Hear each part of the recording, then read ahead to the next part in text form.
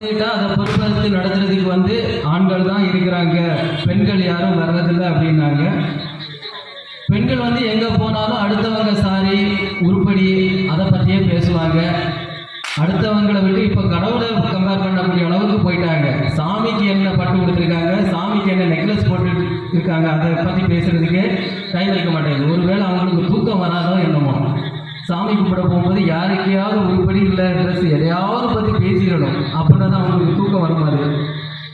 மற்றபடி கொரோனா காலத்தில் ஒரு முதியவர் தன்னுடைய உயிரை விட்டு மற்றவர்களுக்காக சிலிண்டர் பேச நம்ம அருமையாக பேசுனாங்க. அவசரம், பெண்களுக்கு எல்லாத்துலேயுமே அவசரம்.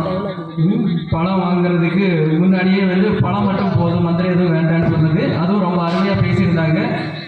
இப்போ இவங்களுக்கு மறுத்து பேசுறதுக்காக பெண்களே அப்படின்னு துஷாரா அவங்களை அழைக்கிறேன்.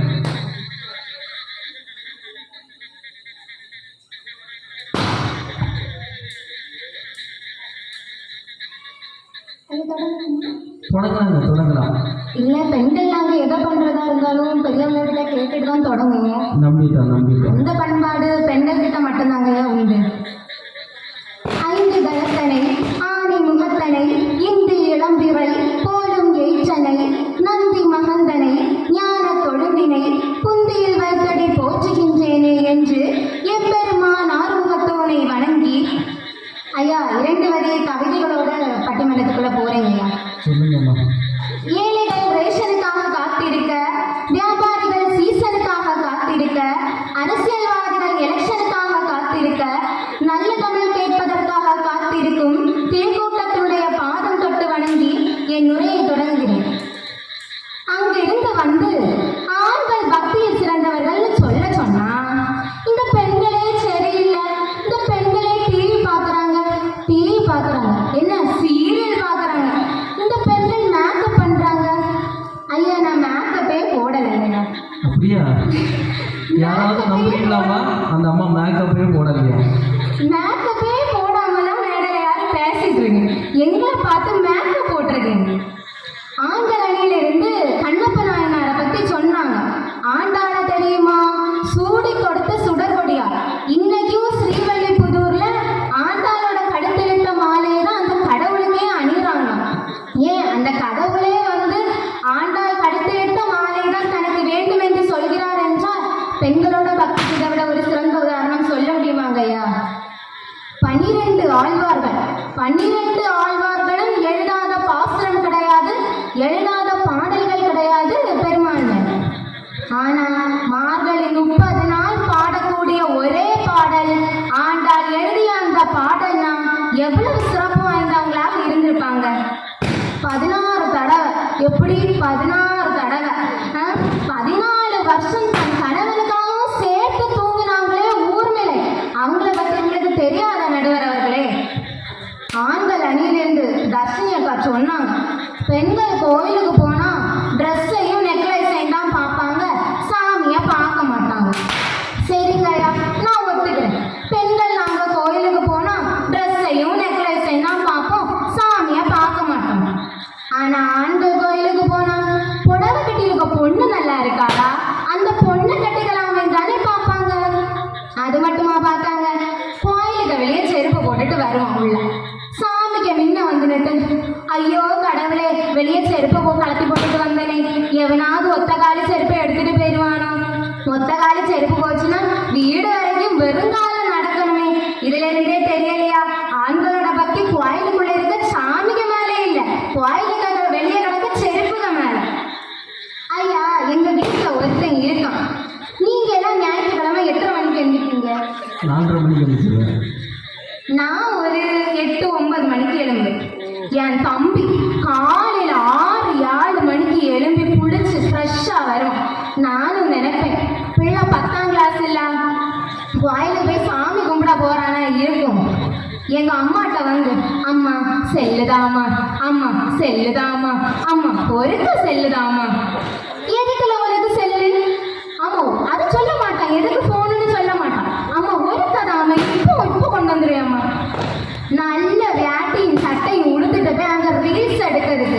இதுல இருந்தே தெரியலையா ஆண்களோட பக்தி உண்மையான பக்தியில ரீல்ஸ் பக்தி. ஐயா காலங்காலமா சொல்லிட்டு வர மாதா பிதா குரு தெய்வம், இதுல கூட பெண்களுக்கு தானே முன்னுரிமை கொடுத்திருக்காங்க. எதிரணியில இருந்து அனிதண்ணன் சொன்னாங்க, ஆண்கள் சம்பாதிக்கிறத குடும்பத்துக்கு தானே கொடுக்குறோம், வேற எங்க கொடுக்குறோம்.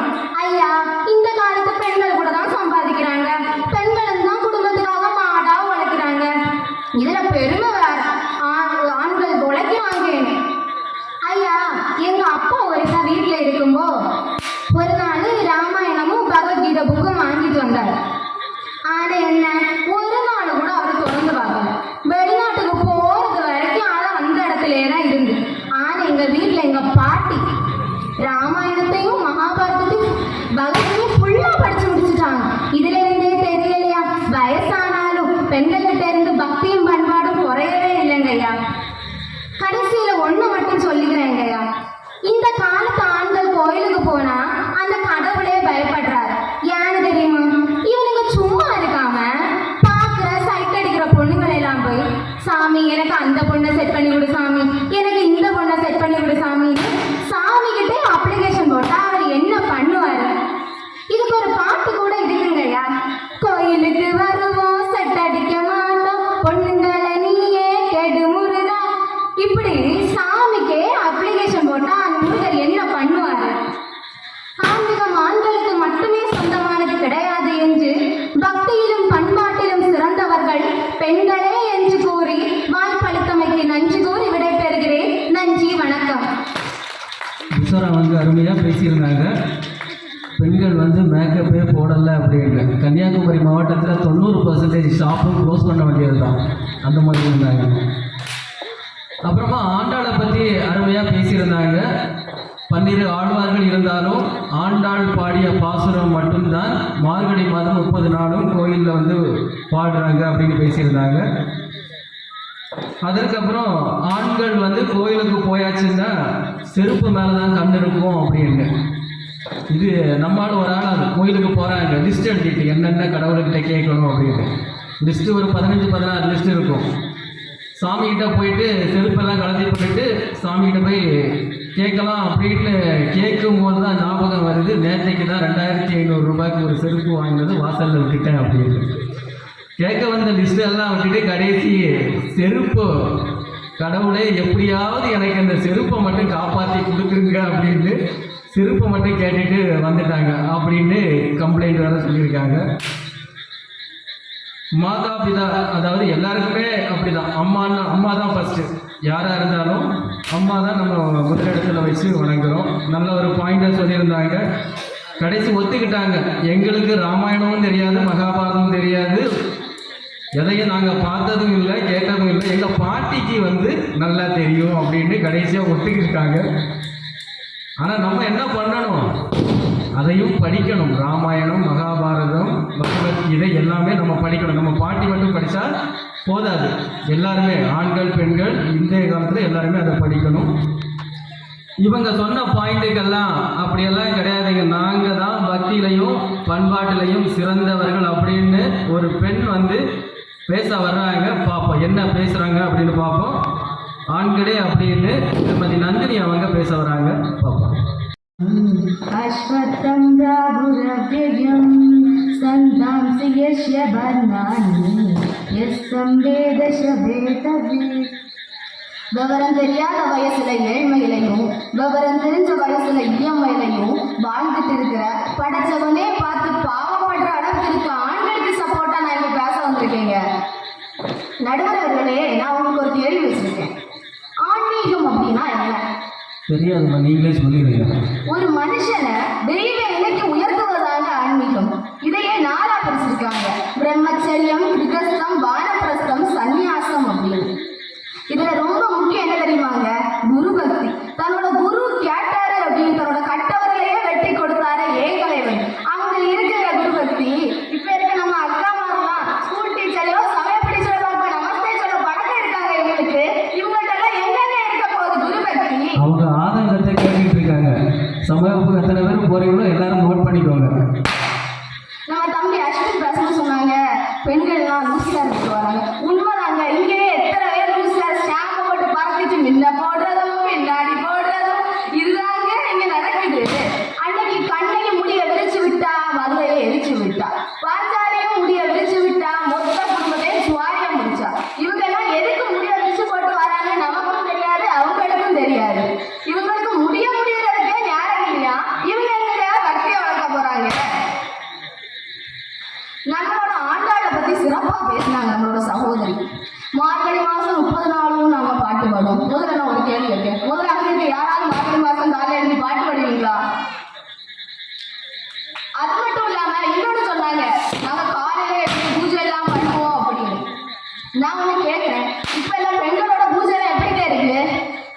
பூஜை பண்ணிட்டு வர முன்னாடி இங்க குக்கர்லாம் கடலை வேகணும். அதுக்கு முன்னாடி சாமிக்கு பக்கத்துல போய் நிற்போம். நின்றுட்டு சொல்லுவாங்க குக்கர் விசில் எடுக்கும். Cooker whistle 1, cooker whistle 2, cooker whistle 3, கடலை வந்து பூஜை முடிஞ்சு. அது மட்டும் இல்லாம ஆண்டாள் வந்து பக்தியில் சிறந்த பெண் அப்படின்னு பேசினாங்க. பெரியாழ்வார் அப்படின்னு ஒருத்தங்க எடுத்து வளர்க்கலன்னா ஆண்டாளுக்கு அவ்வளவு பக்தி இருக்குமா சொல்றதே 100% நான் உறுதியா சொல்றேங்க. துறவரத்துல எடுத்துக்கிட்டா கூட பெண்கள் ரொம்ப குறவுதாங்க. ஆண்கள் வந்து தன்னோட குடும்பத்தை தாண்டி இப்ப துறவரத்துக்கு போறாங்க அப்படின்னா எதையுமே தியாகம் செய்ய தயாரா இருப்பாங்க. ஆனா பெண்கள் அப்படி யோசிக்க மாட்டாங்க. உதாரணமா சொல்ல போனா மதுரானந்தர் அப்படின்னு ஒருத்தர் இல்லைன்னா இன்னைக்கு ஆன்மீக கல்வியை புகட்டிக்கிட்ட சமயப்ப இருந்திருக்காருங்க. ஐயா ஊர்மையை பத்தி பேசினாங்க. தூங்குறதெல்லாம் ஒரு பெரிய விஷயமாயா? நாங்கெல்லாம் தூங்காட்ட மனிதர்களை தூங்குவோயா? கோயில் திருவிழான்னு இப்ப எடுத்துக்கிடுவோம். நம்ம பெண்கள் என்ன பண்ணுவோம்? ஃபர்ஸ்ட் யூனிஃபார்ம் கடை எடுக்கணும். 3 நாள் 3 கலர் எடுக்கணும். அதுக்கு 9 கடை யார் இறங்குவோம்? அதெல்லாம் நமக்கு பிடிக்காது. அடுத்து மேட்சிங் பாக்ஸ் ஆடுவோம். அதுக்கு 5 கடை யார் இறங்குவோம்? ஆனாலும் நமக்கு பிடிக்காது. இதை விட பெரிய விஷயம் இருக்கு. பக்கத்து வீட்டுக்காரர் 2000 ரூபாய்க்கு சாரி எடுத்தா நம்ம புருஷன் வீட்டுல தீண்டோம். ஏங்க பக்கத்து வீட்டுக்காரிக்கு ஹஸ்பண்ட் பாத்தீங்களா 2000 ரூபாய்க்கு சாரி எடுத்து கொடுத்துருக்கா. நீங்களும் இருக்கீங்களே. அந்த சாரி எடுத்து கொடுக்கறதுக்கு முன்னாடி அவன் எத்தனை விரிவட்டான்னு யாருக்குயா தெரியும்? இப்ப நீங்க நினைக்கலாம் ஏன் ஆண்கள் மட்டும் யூனிஃபார்ம் எடுக்க மாட்டாங்களா என்ன அப்படின்னு. ஆண்களும் யூனிஃபார்ம் எடுப்பாங்க தாங்க. ஆனா ஒரு பந்தல் முதல் பந்தி வரை சேவகா இருந்து சேவை சொல்றது ஆண்கள் தாங்க. ஆனா சரி நம்ம போய் நல்லா அழகா ஒதுங்கி இருப்போம். ஆனா குறை சொல்லாம இருக்கோமா? பந்தியில போய் உட்கார்ந்துட்டு நல்ல மூக்கு முட்டை சாப்பிடணும். சாப்பிட்டுட்டு வெளில என்ன சொல்லுவோம்? அவியல்ல உப்பு இல்ல, கிச்சடியில புழுப்பு இல்ல, சாம்பார்ல பருப்பு இல்ல. குறை சொல்றதே பெண்கள் தாங்க. உதாரணம் ஒரு சம்பவத்தை சொல்ல விருப்பப்படுறேன். நானும் என்னோட அத்தையும் ஒரு கோயிலுக்கு போயிருந்தோங்க. அப்ப 3வது பந்தி நடந்துச்சு. சரி இடம் பிடிச்சு போய் உட்கார்ந்தாச்சு. சாப்பாடு கொஞ்சம் குறைவா தான் இருக்கு. அப்ப அந்த தலைவர் சொல்றாரு, எப்பா நீங்க பிடிச்சு வளருங்க, ஏன்னா நிறைய பேர் வராங்க, எல்லாருக்கும் கிடைக்கணும் அப்படின்னு. அந்த பசங்களும் பிடிச்சு வளர்ந்துறாங்க. அப்ப வெளியில இருந்து ஒரு அம்மா என் பக்கத்துல இருந்த ஒரு அத்தைகிட்ட கேக்குறாங்க, சாப்பாடுலாம் எப்படி இருக்கு? எந்திரி வளர்ந்தானுவன், தொட்டு தொட்டு வைக்கிறானுவன். அங்க இருந்தே குறை சொல்றது தொடங்கிட்டானே இருக்கு. நம்மளோட தங்கச்சி பேசினாங்க, நான் எல்லாம் மேக்கப் போட்டு தான் வந்தேன். பட்டிமன்ற தொடங்குறதுக்கு கொஞ்ச நேரம் முன்னாடி என்னோட தங்கச்சிக்கு கால் பண்ணேன். என்னமா பண்ணிட்டு இருக்கா பட்டிமன்றத்துக்கு வரையா? இல்லைங்கக்கா ஒரு நிமிஷம் வெயிட் பண்ணல, இப்பதான் ஐலைனர் வந்துட்டு இருக்கேன், பேக்ல காயம் சீக்கிரம் போன வைங்க. பெண்கள் தொடர்ந்து ஏதாவது அமைப்பு 100 வருஷம் சாதனை பண்ணிருக்காங்க. ஆனா ஆண்கள் தொடர்ந்து RSS அப்படின்னு சொல்லக்கூடிய அமைப்பு 100 வருஷம் சாதனை படைச்சுக்கோங்க. இதுல இருக்குங்க ஆண்களோட தேசபக்தி. நான் ஒரு நாள் பஸ் ஸ்டாண்ட்ல நின்றுட்டு இருந்தேங்க. அப்போ எனக்கு தெரிஞ்ச ஒரு அத்தை வந்தாங்க. என்னம்மா நல்லா இருக்கியா? நல்லா இருக்கேன். நல்லா விசாரிச்சாச்சு. சரி நான் கேட்கிறேன், அத்தை தூரமா போறீங்க? ஆமாம்மா மண்டைக்காடு வர போறேன். சரி அதோட எனக்கு மீதி விவரம் தெரிஞ்சுக்காது. சும்மா தானே வீட்டுல இருக்கு, ஃப்ரீ பஸ் தானே, பெய்யட்டு வராடு போனேன் அப்படின்னு. இதுல இருந்து என்னங்க தெரியுது? பெண்கள் வந்து பக்திக்காக கோயிலுக்கு போகலங்க, ஃப்ரீ பஸ்க்கு வேண்டியதாக கோயிலுக்கே போறாங்க. இப்போ இன்னொரு விஷயம் சொல்ல விருப்பப்படுறேன். பெண்கள் நீங்க வந்து கோயில வேண்டுவீங்களா? என்ன வேண்டுவீங்க? சாமி சாமி எனக்கு இதை மட்டும் பண்ணி கொடுத்துரு, என் புருஷனுக்கு மொட்டை போடுறேன், என் பிள்ளைக்கு மொட்டை போடுறேன், ஏன் உங்களுக்கு மொட்டை போட வேண்டியதானே? இவங்க அதை எத்தனை ஆண்கள் முடியலாம சுத்துறாங்க தெரியுமாங்க? இவங்களுக்கெல்லாம் தேசபக்தி, இவங்கள நியூஸ் எல்லாம் பார்க்கறதே இல்லை அப்படின்னு நினைக்கிறேன். 2 நாட்களுக்கு முன்னாடி தன்னோட ஸ்கூல்ல பாம்பு இருந்துச்சு அப்படின்னு தெரிஞ்ச உடனே ஒரு 2ஆம் வகுப்பு படிக்கக்கூடிய சிறுவன் என்ன பண்றான்னா, மொத்த பிள்ளைங்களை வெளியில விட்டுட்டு தன்னோட உயிரை பொருட்படுத்தாம அந்த இடத்துல சேவை செஞ்சானே. அங்க இருக்குங்க தேசபக்தி, ஆண்களுக்கு ரத்தத்திலே ஊறி இருக்குங்க. நம்மளோட தம்பி அஸ்வின் சொல்லும்போது சொன்னாங்க, பெண்களுக்கு வீட்டிலேயே பிரச்சனை தான். கரெக்ட் தாங்க, பெண்கள் இருக்க வீட்டிலேயே பிரச்சனை தான்.